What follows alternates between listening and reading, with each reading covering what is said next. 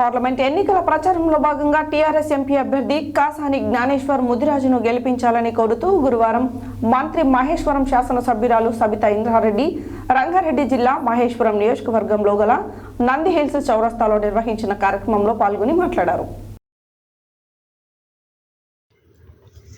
Parliament ఎన్నికల ప్రచారంలో భాగంగా టీఆర్ఎస్ ఎంపీ అభ్యర్థి కాసాని జ్ఞానేశ్వర్ ముదిరాజ్ని గెలిపించాలని కోరుతూ గురువారం మంత్రి మహేశ్వరం శాసనసభ్యురాలు సబితా ఇంద్రారెడ్డి, తెలంగాణ మొట్టమొదటి విద్యాశాఖ మంత్రి మహేశ్వరం శాసనసభ్యురాలు సబితా ఇంద్రారెడ్డి రంగారెడ్డి జిల్లా మహేశ్వరం నియోజకవర్గంలో గల నంది హిల్స్ చౌరస్తాలో నిర్వహించిన కార్యక్రమంలో పాల్గొన్నారు. ఈ సందర్భంగా కాసాని మాట్లాడుతూ కాంగ్రెస్ బండారు బయటపడిందని, కాంగ్రెస్ ప్రభుత్వం ప్రజలకు చేసేది ఏమీ లేదని ప్రజలు తెలుసుకొని కేసీఆర్ బస్సు యాత్రకు జేజేలు పలుకుతున్నారని ఆయన పేర్కొన్నారు. తనను చేవెళ్ల అభ్యర్థిగా గెలిపిస్తే చేవెళ్ల పార్లమెంట్ నియోజకవర్గానికి అహిర్నిశలు కృషి చేస్తానని ఆయన తెలిపారు. అనంతరం సబితా ఇంద్రారెడ్డి మాట్లాడుతూ మహేశ్వరం నియోజకవర్గం అభివృద్ధికై కాసాని గెలిపించండి, తనకు మనోధైర్యం కల్పించాలని, అలాగే బీజేపీ మోదీని చూడండి, రాముని చూడండి చెప్పడం తప్ప ప్రజలకు అభివృద్ధి చేసేది ఏమీ లేదని, అలాగే కాంగ్రెస్ ప్రగల్భాలు పలికి ఇప్పుడు ప్రజలకు ఏం చేస్తున్నారో అందరికీ తెలిసిన విషయమని, అందుకే కాసాని గెలిపించి అభివృద్ధికి బాటలు వేయాలని ఆమె ప్రజలను కోరారు. తదనంతరం పలువురు బీఆర్ఎస్ నాయకులు ప్రసంగించారు. ఈ కార్యక్రమానికి అత్యధికంగా ప్రజలతో పాటు బీఆర్ఎస్ శ్రేణులు పాల్గొన్నారు. మోసం చేసిన వాడు రేపొద్దున ప్రజలను ఎందుకు మోసం చేయడం దయచేసి గమనించమని మిమ్మల్ని అందరినీ కోరుతా ఉన్నాను.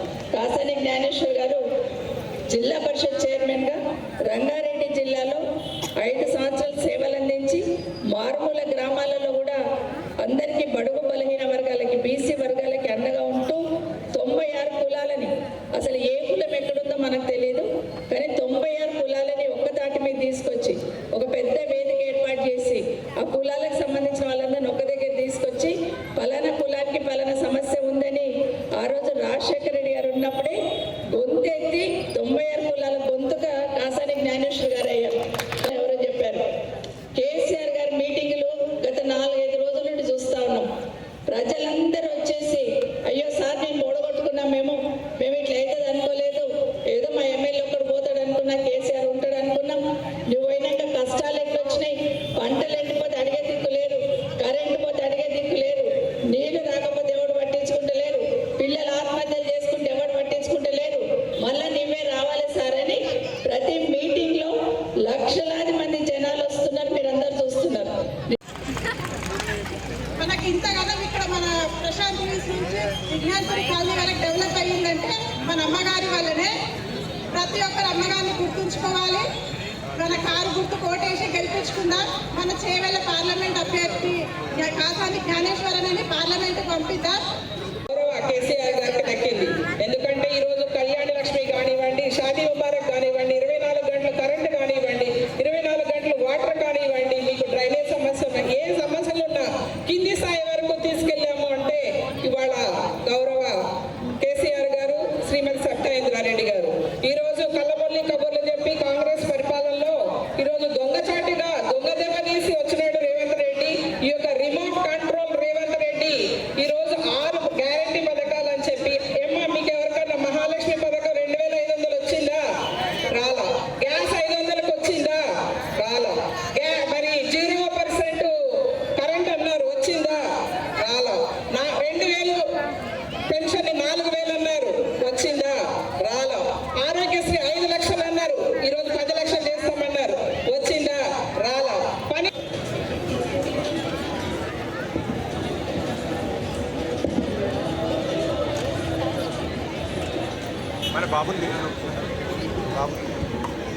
నాయకులు 93 కులాల్ని ఒక తాటిపైన తీసుకొచ్చినటువంటి నాయకుడు, పోరాటం చేసినటువంటి నాయకుడు, సౌమ్యుడు. మరి మన అభివృద్ధిని ఏ విధంగా అండి రేపటి నుంచి అంట వాళ్ళ కాంగ్రెస్ కార్యకర్తలు అంట కేసీఆర్ ఇంటి మీద ఉన్న కాకి రేవంత్ రెడ్డి ఇంటి మీదకి వస్తే కాచి పడేయాలంటే ఆయన కార్యకర్తలకు ఏం చెప్తున్నా కేసీఆర్ ఇంటికి కావాలన్నామని అంటున్నాడు. కాకులను చూసుకుంటా ఆ కాకి ఏడవద్దా, మీరు పని చేయకండి, కాకుల కోసం కావాలి కూర్చోండి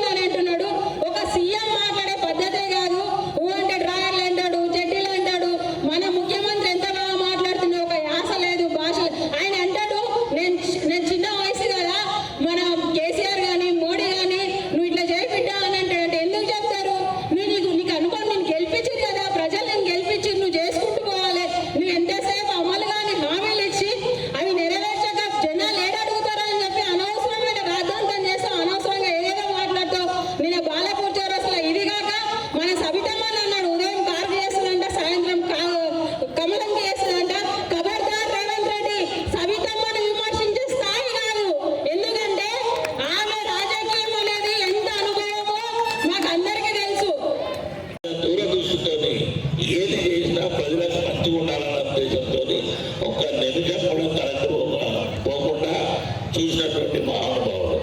అదేవిధంగా మీరు గమనించాలి, ప్రతి ఏరియాలో కూడా మీరు రైతులు కానీ రైతు బంధు కానీ మిగతా విషయాలు చాలా ఇప్పుడు చెప్పారు. ఎన్ని చెప్పుకుంటూ పోతుంటే తక్కువనే. ముఖ్యంగా మహిళల యొక్క రోడ్లకు కూడా మీరు గృహలక్ష్మి కానీ మిగతా విషయాలన్నిటి 1, 2 కాదు చెప్తుంటే చాలా వరకు చేసినటువంటి సందర్భం.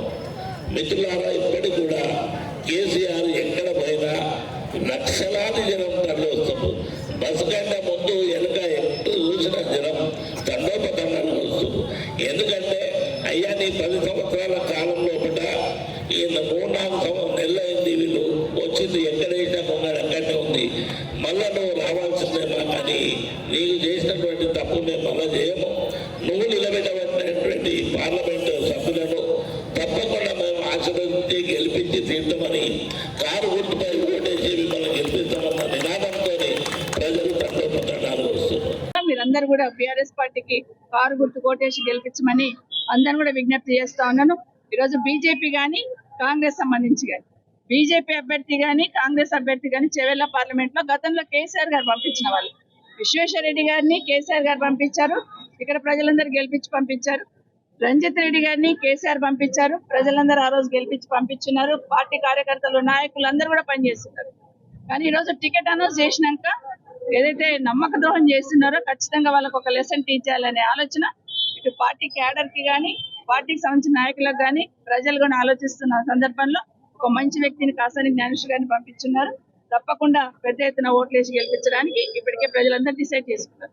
నిన్న రేవంత్ రెడ్డి గారు మన కాన్స్టిట్యున్సీకి వచ్చి మహేశ్వరం కాన్స్టిట్యున్సీకి వచ్చి నిన్న మాట్లాడుతున్న సందర్భంలో ఈ నియోజకవర్గానికి వచ్చి నియోజకవర్గానికి నిధులు ఇస్తానని మాట్లాడాల్సింది పోయి ప్రతిపక్ష ఎమ్మెల్యే ఉంది నేను నిధులు ఇవ్వలేనని స్ఫురించే విధంగా మాట్లాడడం జరిగింది. నిన్న మాట్లాడుతూ లక్ష్మారెడ్డి చేతిలో ఏదో త్రుటిలో తప్పించుకున్న కొంచెంలో తప్పించుకొని నేను గెలిచిన అన్నట్టు మాట్లాడుతున్నారు. కానీ ఒకటి గమనించలేరు రేవంత్ రెడ్డి గారు, లక్ష్మారెడ్డి గారికి నాకు 60,000 ఓట్ల తేడా, మీరు 6 ఓట్ల తేడాతో గెలిచిన అనుకుంటున్నారేమో, 60,000 ఓట్ల తేడా. దయచేసి గమనించమని కోరుతా ఉన్నాను. ప్రజలకి ఇక్కడ ఉన్న ప్రజలకి నా మీద నమ్మకం విశ్వాసానికి అదొకటి తార్కాణమని మరొకసారి మీకు మనవి చేస్తా ఉన్నాను. అదే కాకుండా ఇంకొక మాట కూడా మీరు అన్నాను, నేను సబితమ్మ పొద్దున కారు గుర్తుకేమని రాత్రి కమలం గుర్తుకేమని చెప్తుందని ఒక మాట మాట్లాడారు. ఆడబిడ్డల గురించి మాట్లాడుతున్నప్పుడు దాని వెనకాల అర్థాలను కూడా ఆలోచించి మాట్లాడాల్సిన అవసరం ఉంది. మీరు ఒక ఆడబిడ్డను పట్టుకొని పొద్దున ఒక మాట రాత్రి ఒక మాట మాట్లాడుతుందని అనొచ్చా? ఒక్కసారి ఆలోచించండి. ఇదే కాదు, తెలంగాణ రాష్ట్ర మహిళలందరూ గమనిస్తా ఉన్నారు. మీరు ఏ విధంగా మాట్లాడుతున్నారు, మహిళల్ని ఏ విధంగా కించపరుస్తున్నారు. మొన్న డీకే అరుణ గారితో మాట్లాడుతూ పండబెట్టి తొక్కుకుంటా పోతాము అని ఒక మహిళ కూడా చూడకుండా ఆమె మీద కామెంట్ చేశారు. ఈ రోజు నేను ఒక లేడీని కూడా చూడకుండా పొద్దున ఒక మాట రాత్రి ఒక మాట మాట్లాడతాను మాట్లాడినారు. మీలాగా ఎదుటి పార్టీ వాళ్ళకి సహకరించే విధంగా నేను మాట్లాడాను. ఎందుకంటే కొండా విశ్వేశ్వర రెడ్డి చాలా మంచోడని మీరే మీ వేదిక మీద చెప్పారు. అంటే ఇండైరెక్ట్ గా మీ పక్కన ఉన్న మీ క్యాండిడేట్ మంచోడు కాదనే కదా, ఇది ప్రజలందరూ గమనిస్తా ఉన్నారు. మీరే బీజేపీ పార్టీని గెలిపించడానికి ఈ రాష్ట్రంలో కంకణం కట్టుకున్నారు అనేది ప్రజలకు తెలుసు. ఈరోజు కాంగ్రెస్ పార్టీ కార్యకర్తలకు కూడా తెలుసు. అది గమనిస్తా ఉన్నారు కింది స్థాయిలో ఏం జరుగుతుంది అనేది. ఏదైనా మాట్లాడుతున్నప్పుడు, ఎందుకంటే మాట్లాడుతున్నప్పుడు ఆడబిడ్డల గురించి మాట్లాడుతున్నప్పుడు కాస్త ఆలోచించి మాట్లాడమని ముఖ్యమంత్రి గారు కోరుతా ఉన్నాను. ఎందుకంటే ఏ మాట మాట్లాడుతున్నా కూడా ఏదో సెన్సేషనల్ కోసం దయచేసి మాట్లాడొద్దని మరొకసారి విజ్ఞప్తి చేస్తూ, మీరందరూ కూడా రాష్ట్రంలో ఉన్న ప్రతి ఒక్కరు కూడా కేసీఆర్ గారు ఈరోజు ఎర్రటెండని లెక్క చేయకుండా ప్రజల దగ్గరికి వస్తున్న సందర్భంలో పెద్ద ఎత్తున ప్రజలు తరలి వస్తూ ప్రతి ఒక్కరు కూడా కేసీఆర్ వెంటుంటామని గత 4-5 రోజుల నుంచి చెప్తున్న దాన్ని జీర్ణించుకోలేక కాంగ్రెస్ పార్టీ వాళ్ళు ఈసీకి ఎలక్షన్ కమిషన్ కంప్లైంట్ ఇచ్చి 48 గంటలు ఎట్లా కార్యక్రమాన్ని ఆపినారు ఇప్పటికే ప్రజలందరూ కూడా గమనిస్తా ఉన్నారు. ఒక భయం అనేది మొదలైంది. కేసీఆర్ గారు తిరిగితే అందరు కేసీఆర్ గారి పక్షాన్ని ఉంటారు, అక్కడే ఓట్లేస్తారని ఒక భయం కాంగ్రెస్ పార్టీలో మొదలయ్యింది. ఇష్యూ డైవర్షన్ చేయడానికి, ఆ భయాన్ని ఓడగొట్టుకోవడానికో లేకపోతే ప్రజలను డైవర్ట్ చేయడానికో ఈరోజు బీజేపీ కాంగ్రెస్ కలిసి ఏం గేమ్ ఆడుతున్నారు అనేది ఈరోజు ప్రజలందరూ గమనిస్తున్న సందర్భంలో దయచేసి తెలంగాణ గొంతుగా పార్లమెంట్ లో వినిపించాలంటే బీఆర్ఎస్ పార్టీ అభ్యర్థులను మాత్రమే గెలిపించాలని మరొకసారి ప్రజలందరినీ కోరుతా ఉన్నాం.